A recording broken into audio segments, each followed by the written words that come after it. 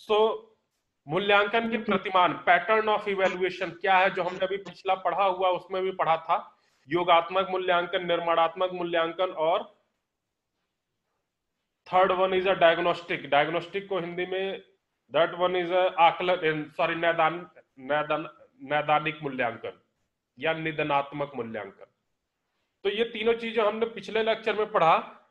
अभी इसमें क्या है कि मूल्यांकन के प्रतिमान में कि अधिगम के लिए मूल्यांकन किसे कहते हैं, अधिगम का मूल्यांकन किसे कहते हैं, और अधिगम के रूप में मूल्यांकन किसे कहते हैं। बहुत ही इंपॉर्टेंट है, अधिकतर बार आया हुआ है कि अधिगम का मूल्यांकन क्या है, या अधिगम का मूल्यांकन और अधिगम के लिए मूल्यांकन में अंतर क्या है। तो इस चीज को बहुत आसानी से समझिएगा कॉन्सेप्ट क्लियर करके कि तीन तरीके के मूल्यांकन थे। तीन तरीके के मूल्यांकन हमने पढ़ा था, निर्माणात्मक, योगात्मक और निदानात्मक।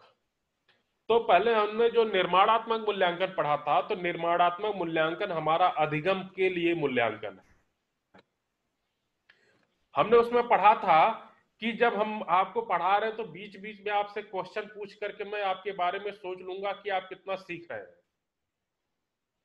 तो अधिगम के लिए मूल्यांकन में जब हम किसी काम को करते हैं तो उसी समय उसके बीच में ही जांच करते हैं कि हम कितना सीख रहे हैं।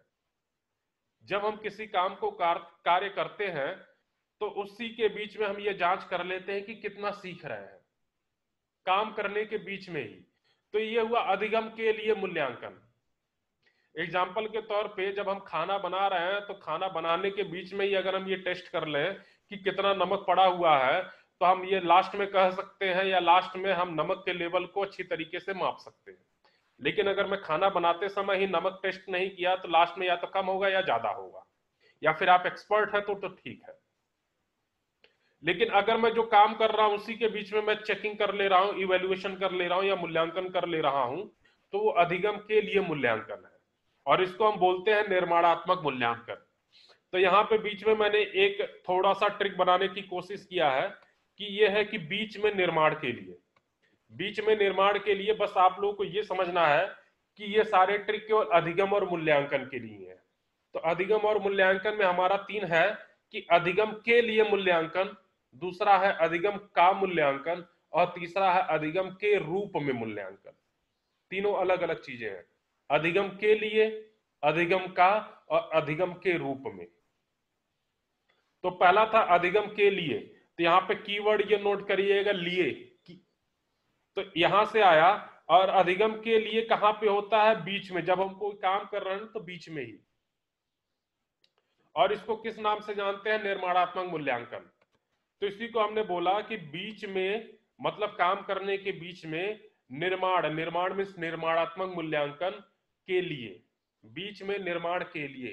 तो बीच मतलब काम के बीच में, निर्माण से मतलब निर्माणात्मक मूल्यांकन, और के लिए, लिए मतलब क्या, अधिगम के लिए। दिस वन, लिए मतलब क्या, अधिगम के लिए।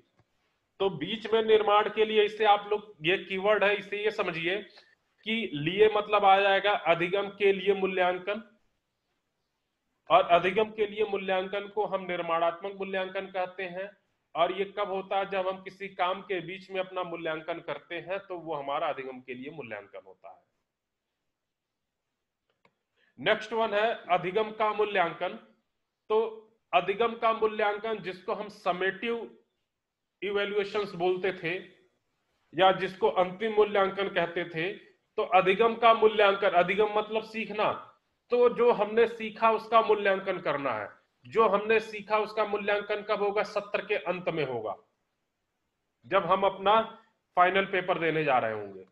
तो इससे हमने कहा कि हम काम को खत्म करके उसकी जांच करते हैं कि हमने कितना सीखा। काम के बीच में अगर हम अपने आप को चेक कर रहे हैं तो वो अधिगम के लिए है।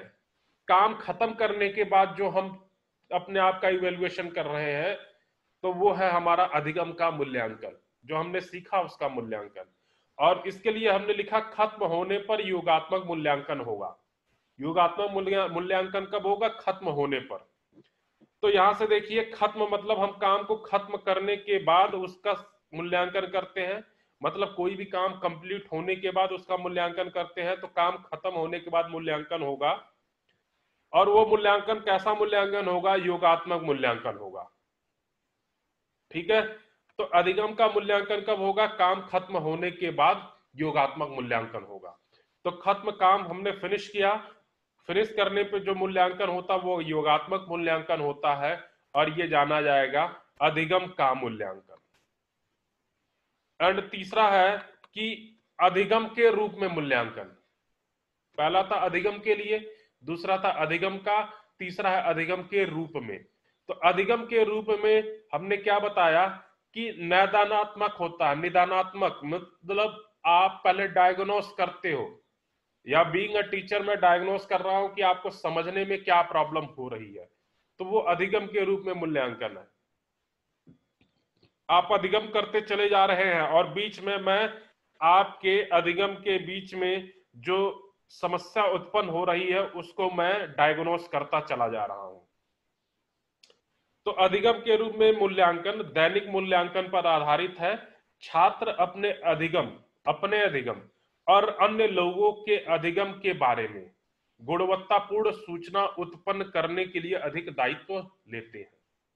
अपने मूल्यांकन और अन्य लोगों का अपना अधिगम और अन्य लोगों का अधिगम मीन्स दूसरे लोगों का, अपने सहपाठियों का अधिगम के बारे में गुणवत्तापूर्ण सूचना उत्पन्न करने के लिए अधिक उत्तरदायी होते हैं। कि मतलब हमने जो सीखा, हमें इस चीज को सीखने में क्या प्रॉब्लम आ रही है, तो जो प्रॉब्लम आएगी हम उसका डायग्नोस करेंगे, उसका निदान करेंगे, वही हमारा है निदानात्मक मूल्यांकन, जिसको हम कहते हैं अधिगम के रूप में मूल्यांकन। तो इसका ट्रिक कीवर्ड है निदान का रूप गुणवत्तापूर्ण है। निदान का रूप, निदान से मतलब निदानात्मक मूल्यांकन, और रूप मतलब मूल्यांकन के रूप में, रूप मतलब मूल्यांकन के रूप में। और ये कैसा होता है? ये गुणवत्तापूर्ण होता है, ये गुणवत्तापूर्ण होता है। तो अधिगम के रूप में मूल्यांकन हमारा क्या होगा? निदानात्मक मूल्यांकन होगा।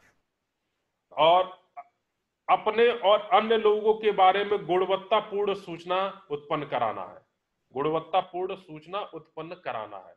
तो निदान के रूप में मीन्स निदानात्मक मूल्यांकन किसका होगा? अधिगम के रूप में। और कैसा होगा? जो सूचना होगी वो गुणवत्तापूर्ण होगी। तो ये सारे तीनों चीजें थे, आई थिंक आप लोगों को क्लियर हो गए।